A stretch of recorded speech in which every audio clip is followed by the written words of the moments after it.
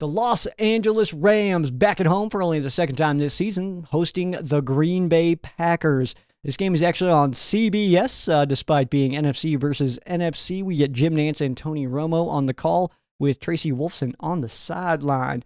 Your distribution map, very easy. The largest area there is where you will be seeing the Los Angeles Rams. 1:25 p.m. kickoff time, by the way, at SoFi Stadium. 2-2 Green Bay Packers against the 1-3 LA Rams.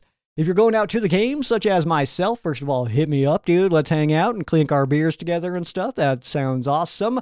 High of 88 on Sunday in Inglewood. Sunny skies and a light wind, man. Beautiful day. And quite the polar opposite from what me and Jackson experienced in Green Bay in 2022.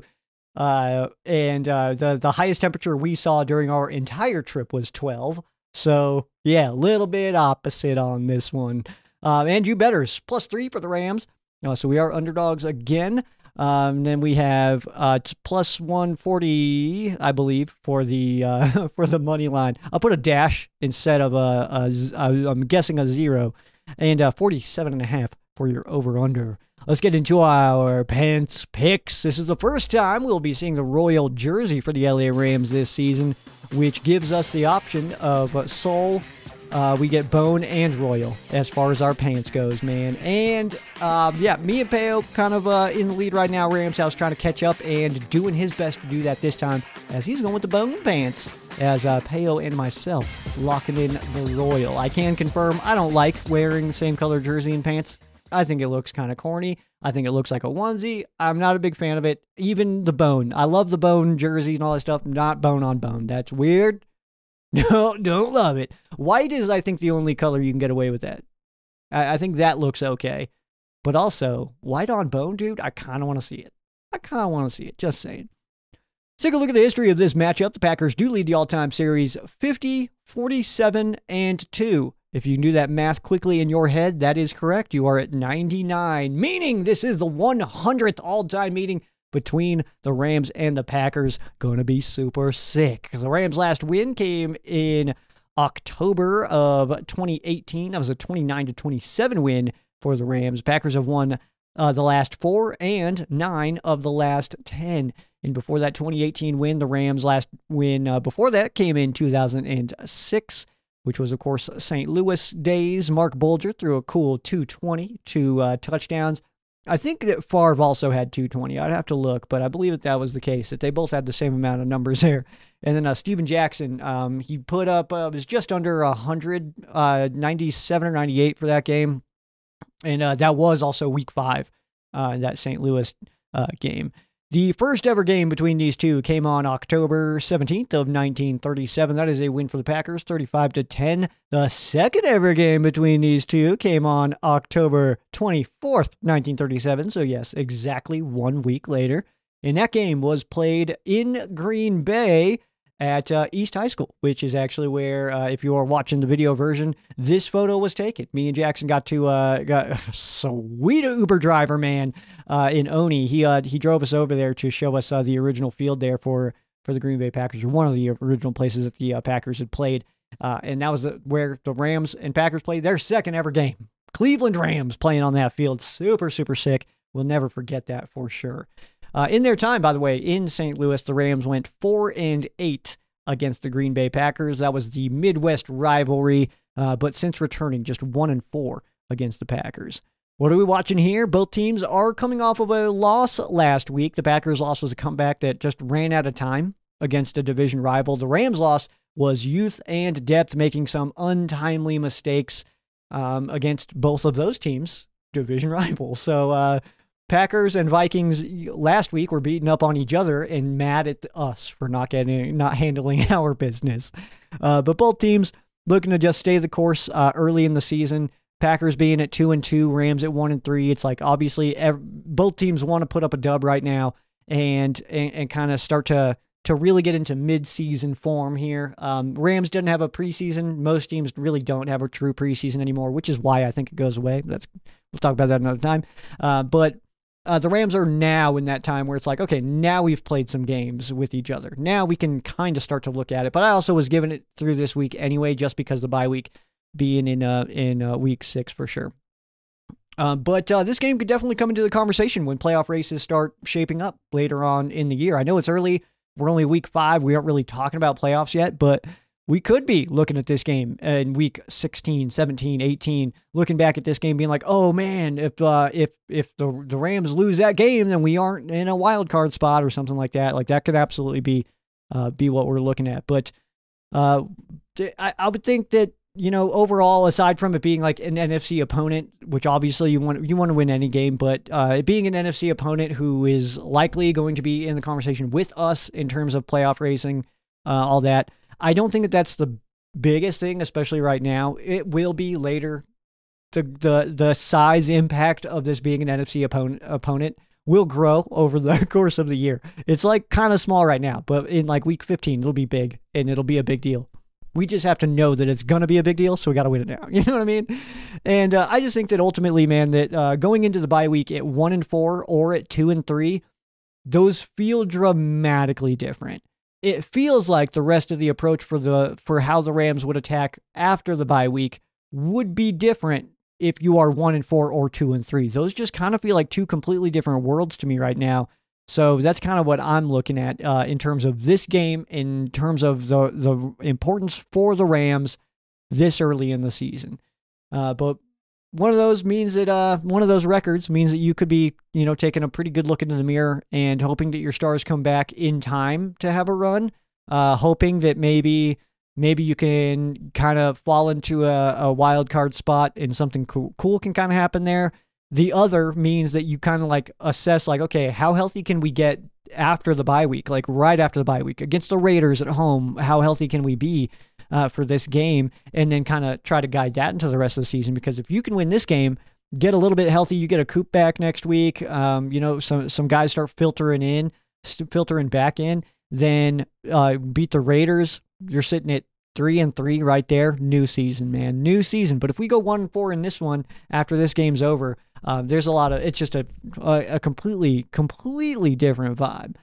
But speaking of the vibes, let's go ahead and take a look at the matchup in this one. We'll start with the Rams offense going against the Packers defense. So Rams defense not doing incredible here on like total yardage, 18th in the league.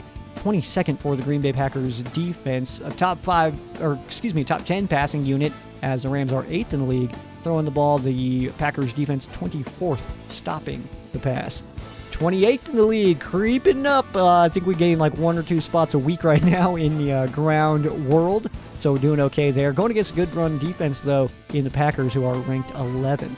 The Rams are putting up 18.8 a game. That is tied for 22nd. The Packers giving up 22.3 a game. That is 20th. So the Rams putting up about 21 in this game. On average, should be right in line there. Third down, Rams are 19th in the league. And Packers defense doing a good job. Giving up under a third. They are 6th in the NFL on third down. So our notes on this one, Stafford has yet to settle into a guy with Nacua and Kupp being, both out right now. So he seems to be spreading the ball around a lot more, but I was kind of hoping that a connection would kind of blossom by Chicago.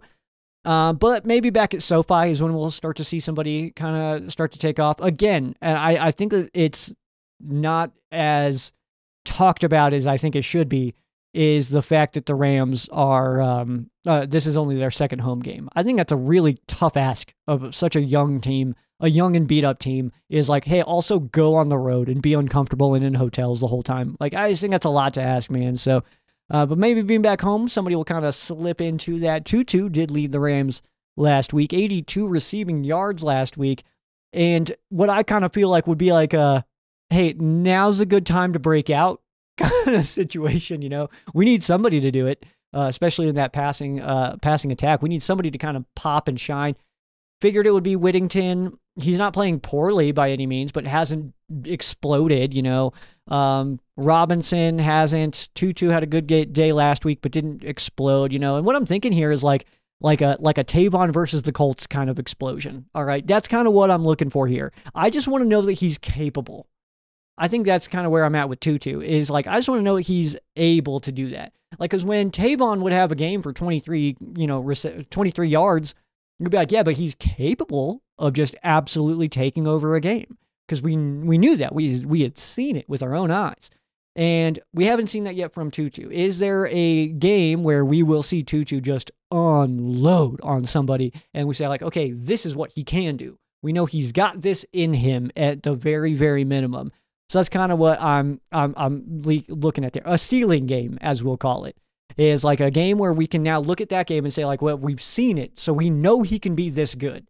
That's really what I'm hoping for from Tutu before Kupp and Nacua come back, because let's not mix it up here, man. Tutu is in the final year of his contract and has only done okay. And I'm not here to bash Tutu or any other Rams player for that matter, but if we don't see that explosion, I think we see Tutu wearing a different team's uniform next year. And so this would be a good time to do it ahead of the bye week when we just need a win. We can't go from the difference 1-4 and 2-3. Massive, massive difference here. So the best matchup that I am looking at here, actually real fast, I did want to mention, I've seen this comment about Blake Corum quite a bit of confusion of why sit somebody in preseason to not even play them in the regular season. I mean, what's up though, Sean? I mean, that's a legitimate question. Anyway, best matchup in this one, I'm going to go with the tackles versus Preston Smith and Rashawn Gary. So AJ and Big Rob definitely have been felt as like the anchors of the line for sure. The interiors, the obvious issues, but with starters being out, I mean, we're asking a lot from Limmer and Bruss. But them with K-Dot, we let them worry about the guys on the inside, and I think that AJ and Rob are capable of doing the Smith and Gary combo by themselves and giving Stafford enough time. Especially we got Davis Allen, Hunter Long, Colby Parkinson helping out in the pass blocking as well. We know that they've been grading out extremely well on that and being asked to do it quite often. So it's obviously good that we do have their abilities to kill it out there. 3 to C on the Rams' offensive side of the ball. I'm going to start with Kyren Williams. He has found more room on the ground, and we'll need to do it again this week against a good run defense. So just need to be able to establish the run. As long as Kupp and Nacua are out, really just need to lean on that run game, I think, a little more. I think that we need to give it to Kyren more often than we have been. Ronnie, I like Ronnie Rivers. I also would like to see Blake Corum. We got a full helping of off-season hype to see him sitting on the sideline a lot early in the season, and maybe there's a plan for him. Can we know what it is at least? We know? Can we as Rams fans? Can you just tell us? Can you just like whisper it? That should be an option for teams to like whisper to their own fan base of like, hey, we're actually just doing this. He's gonna be fine in week 7, and then he just goes off, and then like it's just a known thing and nobody says anything. I would love that. Obviously, never gonna happen. But Kyren, with the Packers style of linebackers, it feels like a game that Kyren should be able to get some good receptions in this one as well. So that's something that I am keeping an eye on. Again, it's with the style of those linebackers, I think that he would do a good job there. And is definitely the rock outside of Stafford in this offense right now. We are leaning on Kyren pretty hard, and I think that we kind of need to. He knows it. We know it. Everybody knows it. It's no secrets here of like, hey man, we need you to have a good game. Kind of we need you to be on fire this week, bud, if you don't mind. Like that's kind of like, I feel like I'm trying to do that like through my podcast. I'm like, hey Kyren, if you wouldn't mind just going off this weekend, that'd be sick. Because he's trying not to, I guess. Next up, Tutu Atwell, the Tutu train rolling on out. Whittington and Robinson will likely be getting the bulk of the attention. Tutu is in a good spot to take advantage, and what I would consider in this week, in this matchup, a bit of a sleeper pick as far as like fantasy and that stuff goes. Your underdog picks, slap in a Tutu on there, man. I'm feeling good about him this week, actually. More sure-handed last week, and he might be the only one that Stafford is, he might be the one that Stafford is trying to or like building some trust with. Because again, we have not yet seen that. Could Tutu be that guy? I think it's definitely possible, man. Timing-wise on his career, though, it's about now that he should be truly coming into his NFL play style and is a UFA after this season. It's really starting to feel like this is it in terms of Tutu and his future as a member of the Rams.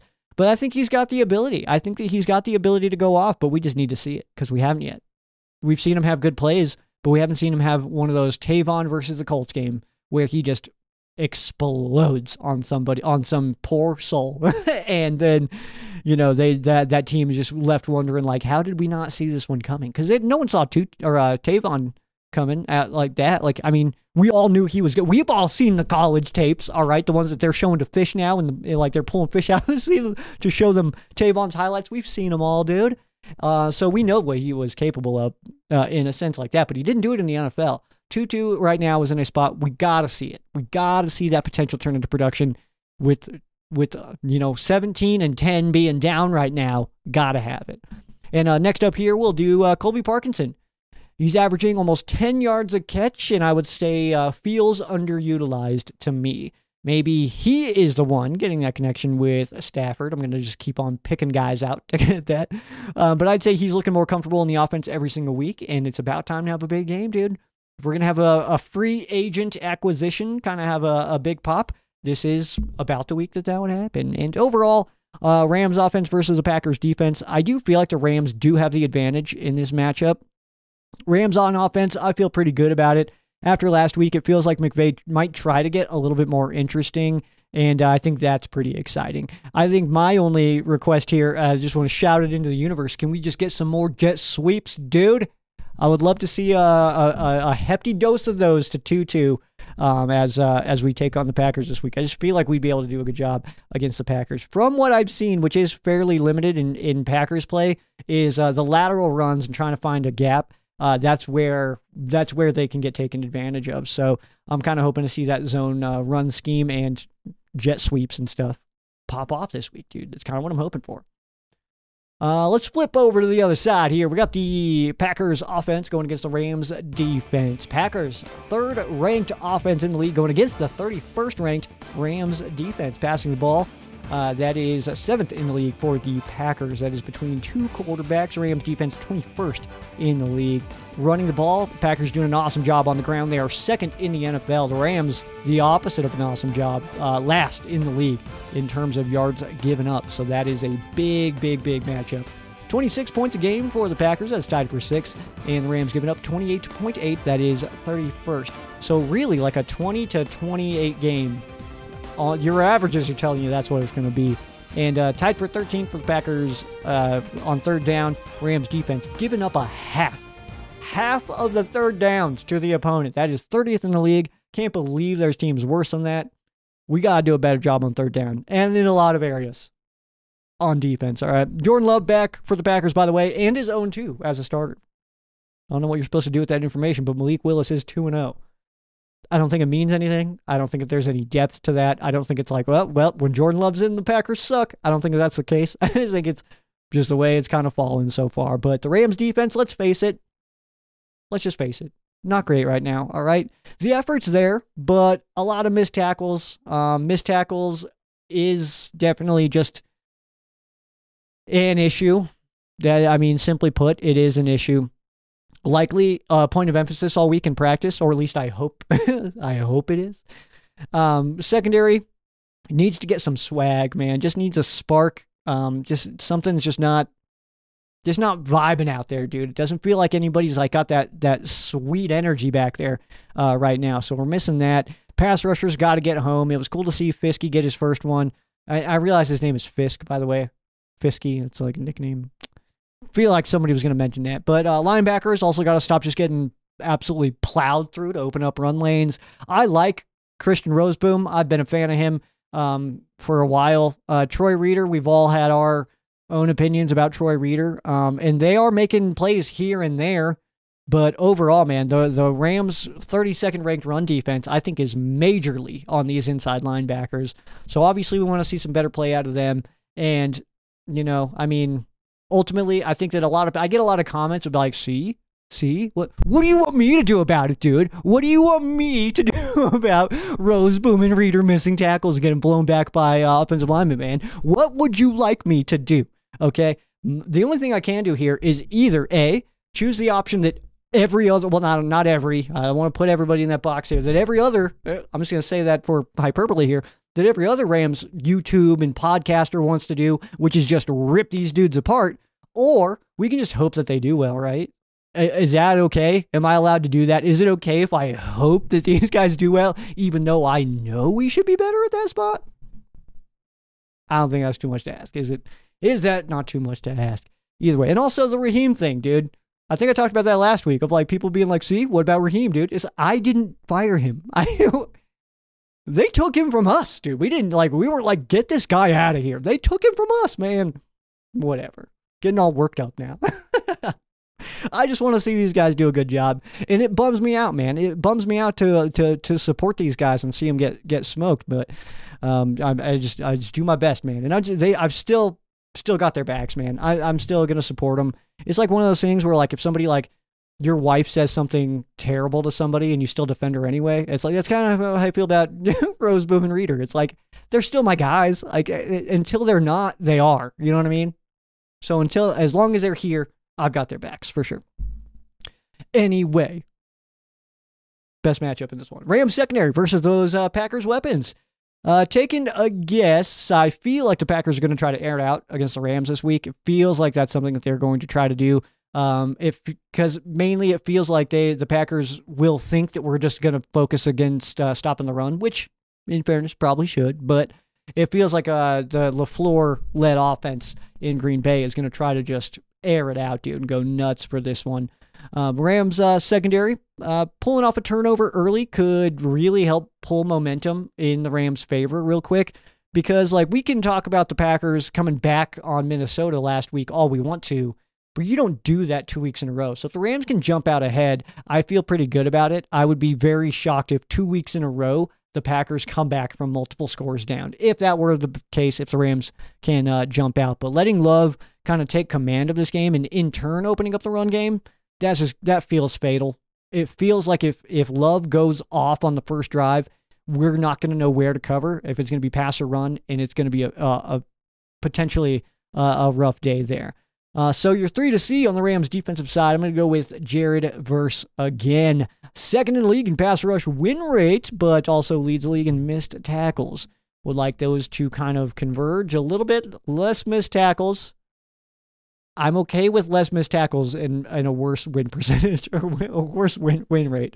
Not by a lot, but yeah, I mean, what good is winning the pass rush win rate if you're not getting there? Or, I mean, he's impacting certain plays, but I mean, a sack is like, pressures are cool. Quarterback pressures are sick. A sack is just like way better, dude. Just way, way, way, way better. So obviously we just want to see him get home. I know he knows this, by the way.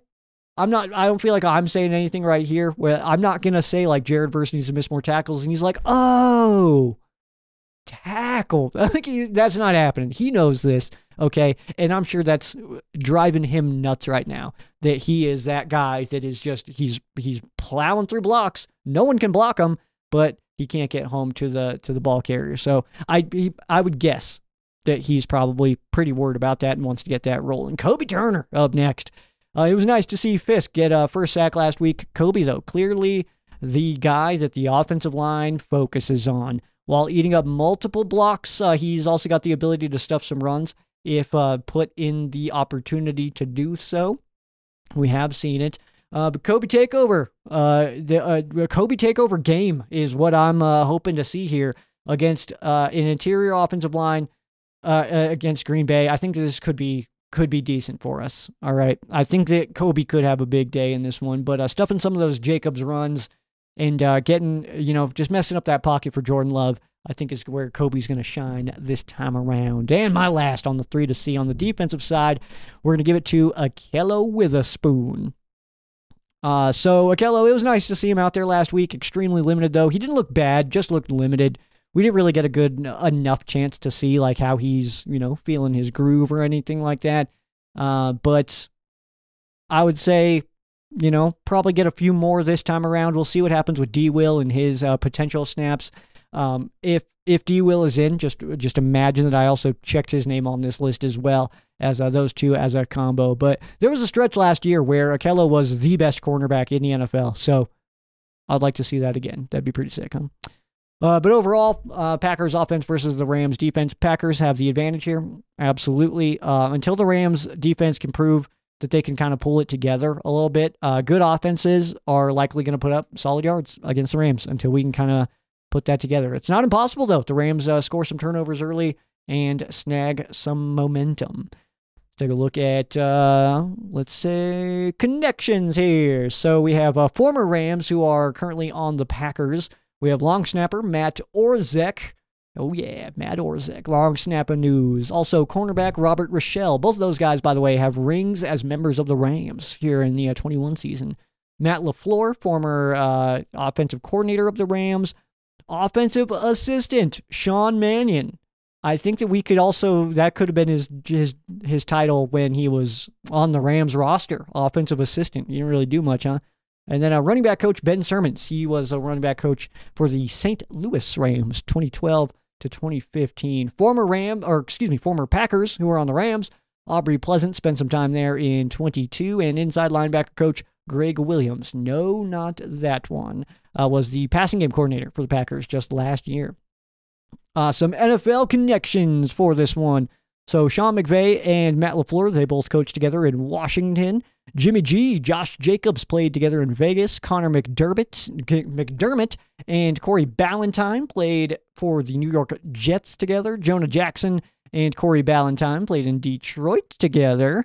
Demarcus Robinson as well as Christian Roseboom played in Kansas City with safety Zane Anderson. Anderson also, by the way, played with Trey White in Buffalo. That was last year. Sean McVay and Rich Bisaccia. I actually didn't know this one. They coached together in Tampa in 2008. Throwback, dude. College connections for you. Jared Verse played at Albany with wide receiver Julian Hicks. That happened for just 1 year, but that's a pretty deep cut there. I like that stuff. And Hunter Long played at Boston College with linebacker Isaiah McDuffie and running back A.J. Dillon. Ronnie Rivers played at Fresno with defensive lineman Aaron Mosby and safety Evan Williams. Cool name. Stetson Bennett, Warren McClendon played at Georgia with safety Javon Bullard, cornerback Eric Stokes, linebacker Quay Walker, and defensive lineman Devontae Wyatt. A.J. Jackson played at Iowa with defensive lineman Lucas Van Ness. Jake Hummel played at Iowa State with kicker Braden Narvison. He's doing okay, but not super killer. Not sure why I decided to just take a shot there at Narvison, but it's going to be okay. It's going to be okay. Cam Kinchins played at Miami with defensive lineman Jonathan Ford. Blake Corum and Josh Wallace played at Michigan with wide receiver Cornelius Johnson. Scott Frost was the coach at Nebraska with safety Omar Brown of the Packers.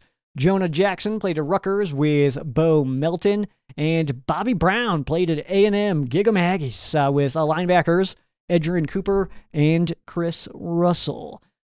As milestones that we're watching in this one, just a few to keep your eyes on. We kind of talked about this one a little bit last week as Kyren Williams needed 3 touchdowns to pass Eric Dickerson for most career touchdowns by a Ram in their first 15 starts. Well, good news. Similar this time. Needs 2 touchdowns to pass Eric Dickerson for most touchdowns by a Ram in their first 16 starts. We'll see how far we follow that storyline. Getting good, dude. Getting good. Jared Verse needs 3 tackles for a loss to pass Shaq Leonard for most tackles for a loss by a rookie over the first 5 weeks of the season. Needs just 2 tackles for a loss to pass that same record in Rams franchise history, passing Aaron Donald, a name you may have heard before. Matthew Stafford is now 10th all-time in NFL history in passing yardage. He did pass Eli Manning. He's like 2 yards past Eli right now. So pretty cool stuff. Behind Rodgers is in 9th right now.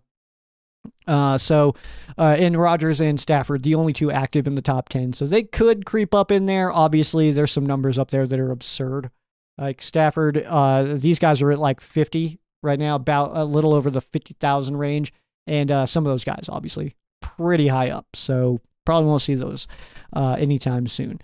But Matthew Stafford also, he needs 8 completions to pass Sam Bradford for 6th most in franchise history, and needs 96 to pass Kurt Warner for 5th most. So we're just stacking completions at this point, and he'll be creeping up that list in no time. Goff, I think, is in third. He's got a good chunk to reach Goff in that regard. So we'll kind of see how that all happens.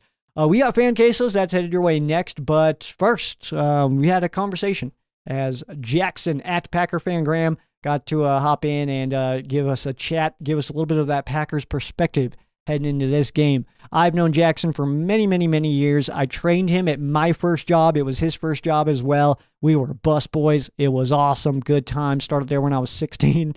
Cool stuff. We found out that we both requested the same day off to go to a metal show, and that's when we were like, wait a second. And then we've been friends ever since, man. So Jackson is, again, one of the all-time homies, friend of the show, and one of the most genuine human beings I've ever encountered. And here's our conversation, talking Rams at Packers with Jackson. All right, a bit of a special edition of On Patrol with Sheriff Joe Baggs, as joining me again ahead of a Rams-Packers game is Packer Fan Graham himself. What up, Jackson? How you doing, man? Incredible, man. I'm hyped up, dude. We get to see SoFi this weekend, and I'm losing my mind about it. Same. I've been looking forward to this since April. Dude, yeah. I mean, we've kind of been, in fairness, looking forward to this since we were at Lambeau. The shirt that you're wearing, Truly. We got our game day shirts. I've worn mine on this show plenty of times. But yeah, man, we now get to see, we got to see our teams play in one of the coolest, just like legendary football heaven locations ever at Lambeau Field. Truly. Now we get to see just one of like an architectural marvel in SoFi Stadium, man. So what do you know about SoFi Stadium? What do you think you're most excited or maybe like most interested in when we show up? I'm stoked just about the newness of the stadium. I mean, going from Lambeau being one of the oldest, most historic places in the league to, correct me if I'm wrong, the newest. No, Allegiant is newer. Allegiant is newer. Yeah. He's sick. It's an infection, whatever. So while he's doing that. Down with the sickness. What can I say? Hey. Yeah, I mean, going from oldest to one of the newest stadiums in the league, I'm just excited to see, like, what the difference in technology is going to be. I mean, the I can tell you from metal bleachers, the advancements in stadium technology. Who cares about seats, man? Stadium technology has come very far, man. So I'm sure. It's very exciting. I'm sure. But the wraparound screen that you guys have, the Infinity Board, sure, that thing. I'm so stoked to see that. It's beautiful, dude. It's 8K. Oh. It's so nice, dude. And then obviously we're front row. If you're watching the game, you'll see like when from the TV on the far left side above that tunnel is where we'll be at. I'll be in my number 9 yellow Sheriff Joe Baggs jersey. You're gonna be in a green, right? I'll be in my dark green number 8. Perfect. All right, cool. Not for Josh Jacobs. So shout out though. So yeah, look for us there, man. But obviously, okay, well, let's talk about this game a little bit. All right. So you are the Packers fan. You are the Packer Fan Graham, sure according to X. So for this game, man, I know obviously where you guys are at right now. You guys are 2-2. You get Jordan Love back after kind of thinking that maybe we weren't going to see him in this game. But is there anybody on that Packers offensive side that you don't think that any Rams fan is giving any credit to that you think could have a big impact in this game? I think there's the obvious guys, like at least obvious to me. Romeo Doubs, he's always going to be a sleeper. He seems to be Jordan's security blanket. But also the emergence of Tucker Kraft at tight end. Okay. You know, he has been consistent this season. He's not the big play guy, but he's good for a chunk of yards. I think that Dontavian Wicks is Dontavian Wicks is he showed a little bit of spark last week with the 2 touchdowns. I think he had like 107 yards. We can fact check that later. But I think he's tired of losing snaps to other wide receivers, so he's starting to pick up. And what's going on with Watson?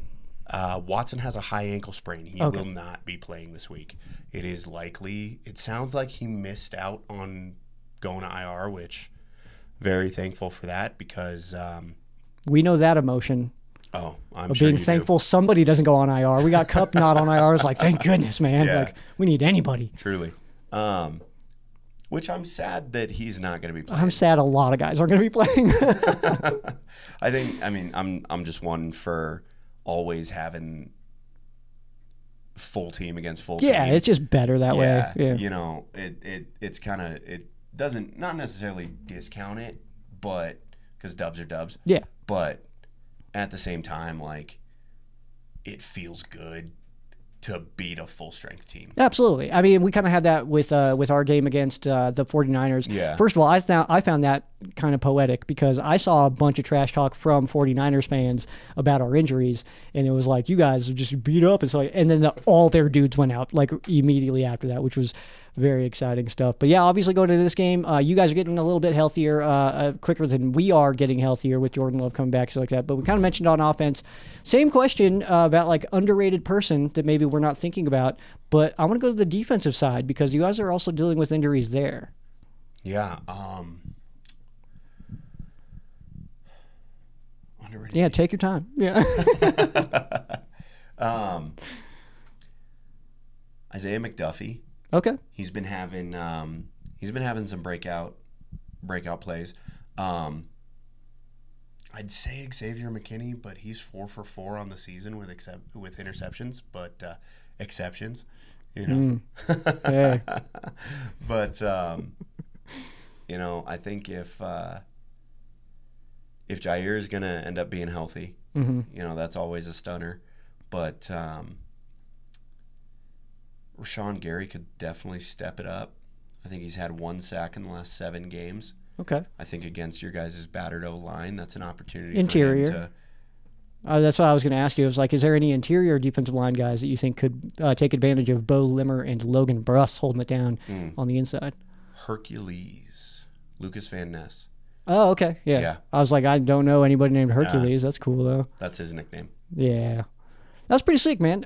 So I guess I kind of want to flip it a little bit, and just based on our friendship and stuff, like what the Rams are dealing with and all that stuff. So is there anybody on the offensive side, like taking into consideration, like no Puka, no Cooper, stuff like that you feel like could be a big time playmaker from the Rams perspective, like against your defense? You know your defense. Do we have a guy that you feel like is capable of blowing it up? You know, I think Kyren Williams is always something he's a guy that you have to take into account. Yeah. He has been just a stud, dude. What's left of your wide receiver core is not necessarily something that I'm super worried about. I'll be ready, dude.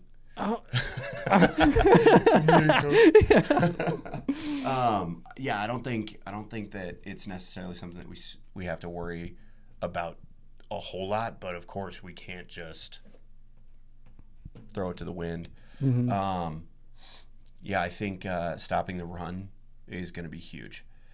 You know, whatever Blake Corum's going to do, you know, whatever Kyren Williams going to do, we have to swarm the ball at the line. Blake's probably not going to play. We haven't seen him yet. Really? We've only seen him in garbage time against Arizona. We haven't seen him take any meaningful carries yet. Ronnie Rivers is our RB2. He's the one that comes in. So. Yeah, that's a name I hadn't heard yet. Mr. Ribaz. I love that guy. He's cool. Yeah, I love the alliteration. Yeah, man.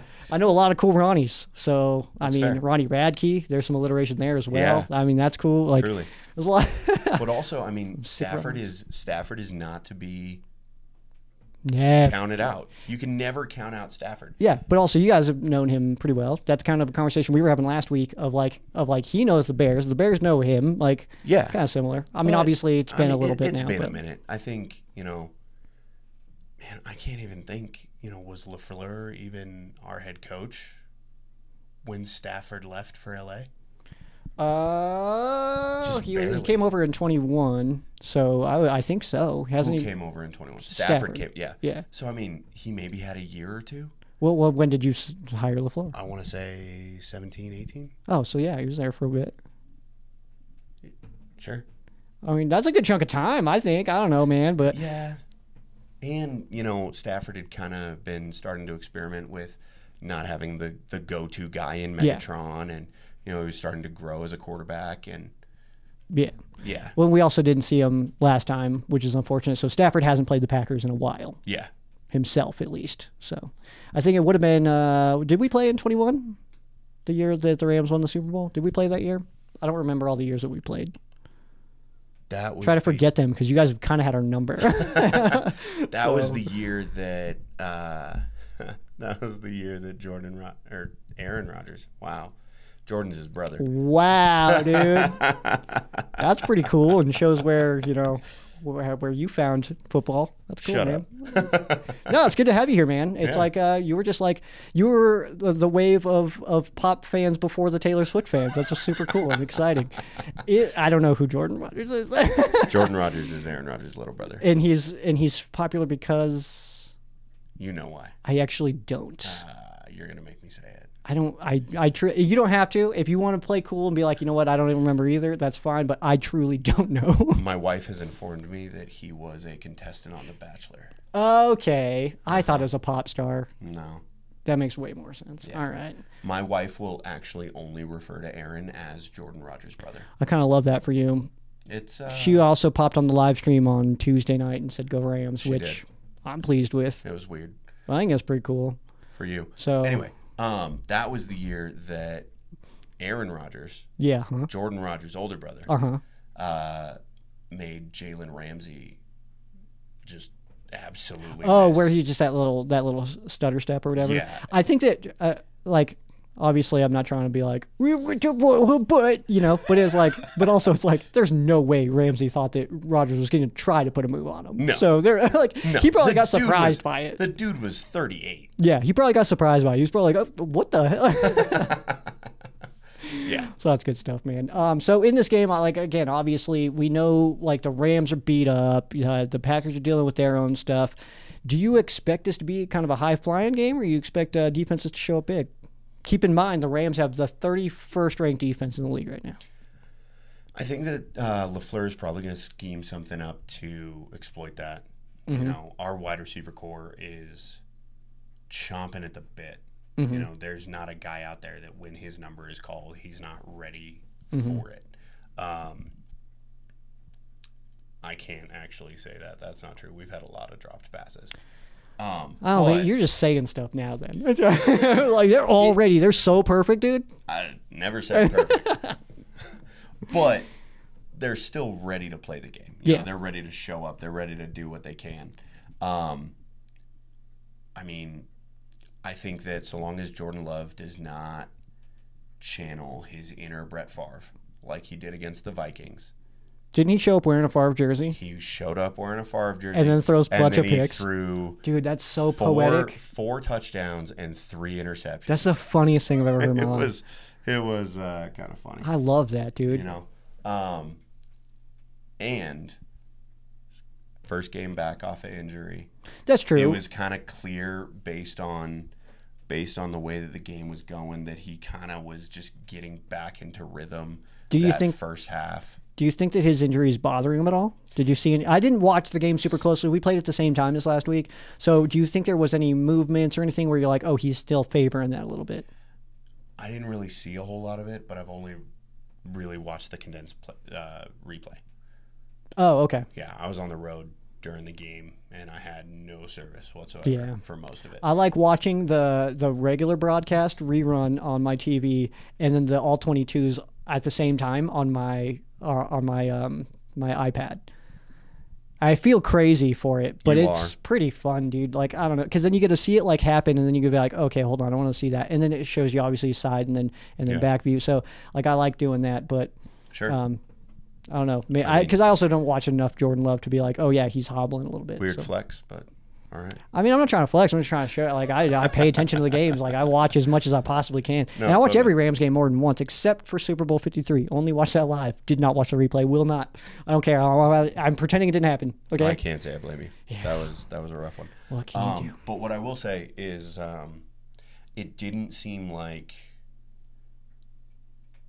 coming back from injury that the injury was was why you guys got smoked for a while, dude. I know it didn't end that way, but what was that? By the way, what happened to start the game of why Minnesota just took off on you guys 28-0? I think there was the missed interception by Isaiah McDuffie during Minnesota's first possession. I think that if he ends up bringing that ball in, that changes the entire tone of the game. I truly think that it was Love just getting back into his rhythm. Okay. And for week 5, your team pretty well. I feel like you kind of know the Rams pretty well as well. What do you? I'm not thinking like high flying offense or we're going to see a defensive battle or anything like that. But what do you expect to see out of this game? Like when we get to the end of the game, what do you kind of expect our conversation to be of like, oh yeah, we kind of knew this was coming. We knew it was going to be this kind of game. Yeah. Is there anything like that stands out to you? I am hoping for a comprehensive game of football.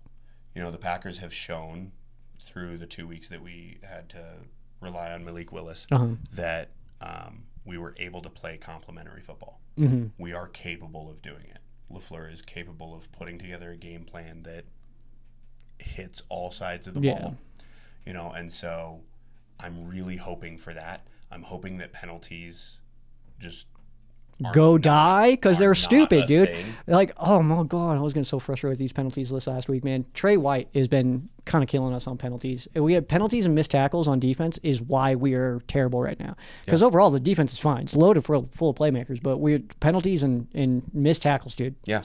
I don't know. Right, I don't know what the current league standings are for most yards given up to penalties, but I would venture to say that Packers are top 5. We could definitely find it. I know Jordan Verse leads the league in missed tackles, though, and I think Trey White's got to be top in secondary players for penalized. He's got to be. I mean, I would be nuts, so. If anybody else is more penalized than Trey White in the secondary, that guy's got to get it together, okay? Because Trey White's getting penalized all the time out here, right?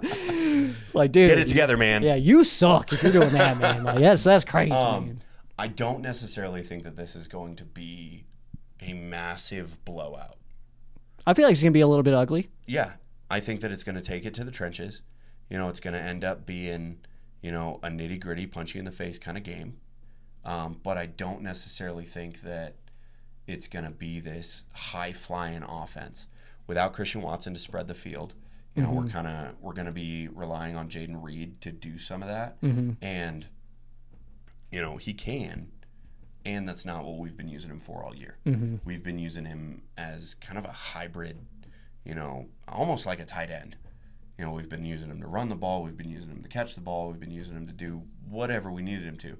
But, I really think that it's going to come down to, who has the grit to play 60 minutes. Yeah, I absolutely agree, man. So real quick, who do you think is your game MVP and your score prediction? Game MVP, I think that Josh Jacobs is going to have a chance to have a really big game. So I'm hoping for at least 150 yards out of him. Yeah. Okay. Okay. I mean, we're giving up like 160-something a game, so I like to be like, okay, but it's like, yeah, it's actually probably, that could happen. Yeah. Score prediction, I think... I have a very specific number popping up in my head, and I can't figure out why this number is coming in my head, but I want to hear from you first. Yeah, I think 24-17 back. Okay, 24-17. For my side here, I think the MVP is going to be Stafford. I think he's just going to be able to put this team on his back again, especially going into the bye week. I think that is... We know, like, we're at home. We get a bye week, and then we get 2 home games. So it's like we get to be in LA for a bit now. We get to just kind of settle in a little bit after this only being our second time at home this year. Like, we've been road warriors so far. Well, warriors, we've lost every game on the road so far. But I think that Stafford is in a position to kind of put this team on his back. With what we saw miscommunication-wise out of our wide receivers, I anticipate that that's going to be a bit of a point of emphasis during practice this week. So I do expect that to kind of shift around and be just the wide receivers being a little bit more on in this game, and Stafford, I think, will be a big part of that throughout the week. As far as the score prediction, I don't know why this number keeps popping up in my head, man. No clue why this specific score keeps coming into my head. 26-22. I don't know why, but that is the score that keeps popping up in my head. So you think there's going to be a safety? Or you can get to 26 or 22 in a lot of different ways. I'm sure you can. A lot of ways. I know you can. Yeah. But the first thing that pops into my head it's just a safety. It's we could see a safety right in front of our eyeballs, dog. We're right there. We're front row. Dude. We could see this happen, man. Like, that touchdown that Kupp had over Eli Apple, that would have been that's right in front of that. Yeah. Like I'll point to it. Yeah. Probably a bunch. The thing that I'm thinking is 3 touchdowns, a field goal, and a safety. Okay. I mean, yeah, that makes sense. But also, you could do a lot of. As soon as you say 26, that's what. Yeah. That's the 3 safeties, 2 field goals. And 2 Let's do this. Dude, Rams Packers. We get to go to another one, man. Heck yeah, man. This is going to be badass. I'm so stoked. This is going to be badass. I mean, my life's goal, one of my life's goals. Yeah, this is it. This is it. Only this. To go see the Rams play at SoFi. Thanks for checking in, Rams fans. We'll be No, it's to see the Packers play in every single stadium. Yeah. But now I get to check off kind of an incredible one. 2 teams in that's stadium. True. That's true. I don't have to go see the Chargers. Sorry, Scott. That's the best part about my journey is I don't have to go to a Chargers game. Like, and he's not watching this. It doesn't matter. You can say whatever you want. Hey, Dad, you're stupid. You suck. He's not watching this. But seriously, thank you. He's not watching. Shut up. But if you are, I didn't mean that. But if you are, thank you so much. Yeah. We would not have been able to make this happen without you. Absolutely. So look for pictures. It's going to be awesome. At PackerFan Graham. Again, is there anywhere else we should follow you? Twitter's the place where I'm most active for football stuff. So, yep, we got a big old football game this weekend. Green Bay Packers are 2-2 heading into the 1-3 Los Angeles Rams SoFi Stadium for a Week 5 matchup. Usually we get this one pretty late, so that's pretty exciting stuff. And for Packer Fan Graham, I'm Sheriff Joe Bags. Peace. Go Pack Go.